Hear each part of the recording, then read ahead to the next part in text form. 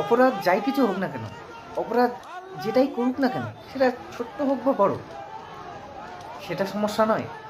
সমস্যা একটাই, ছেলেটা ছিল হিন্দু, এটাই তার সব থেকে বড় দোষ।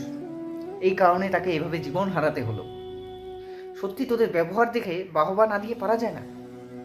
আজব একটা দেশ, আজব আচার আচরণ। সত্যি এটা কি করে মানা যায়? একজন মানুষ হয়ে আরেকজন মানুষকে এভাবে অত্যাচার করে, নির্মমভাবে মারধর করে জীবন্ত জ্বালিয়ে দেওয়া, এটা কি মানুষ হয়ে আরেকজন মানুষকে করা সম্ভব? হ্যাঁ বন্ধুরা, সম্ভব। বাংলাদেশের কাছে সবই সম্ভব।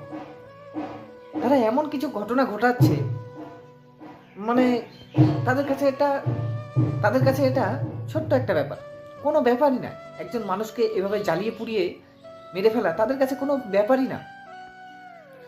সত্যি বন্ধুরা, ভিডিওটা দেখে আমি আটকে উঠেছিলাম, কি করে পারে এটা করতে। তবে একটা ব্যাপার ক্লিয়ার, যে বাংলাদেশ যে কতটা অশিক্ষিত মূর্খ একটা দেশ, এটা তার জলজ্যান্ত প্রমাণ। এটাকেও বহু ঘটনা ঘটেছে, সেটা থেকে বোঝা যায় তারা এখনো অমানবিক, অশিক্ষিত একটা দেশ। এটা তার পরিষ্কার প্রমাণ পাওয়া যাচ্ছে বন্ধুরা। খুব তো বড় বড় কথা শোনা যায়, ধর্ম, এটাই কি ধর্ম? ধর্মের নামে একজন মানুষকে হত্যা করা যায়? আমি ঠিক বুঝতে পারছি না, একজন মানুষকে এভাবে শারীরিক অত্যাচার করে জ্বলন্ত আগুনে জ্বালিয়ে দেওয়া, এটাই কি কোরআনে লেখা আছে?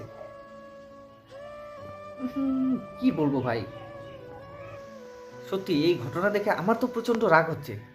বন্ধুরা, তোমাদের কি মনে হচ্ছে সেটা কমেন্টে জানাও। আর এরকম আরও অনেক ইনফরমেটিভ ভিডিও পেতে আমার চ্যানেলটি সাবস্ক্রাইব করে সঙ্গে থেকো। ধন্যবাদ।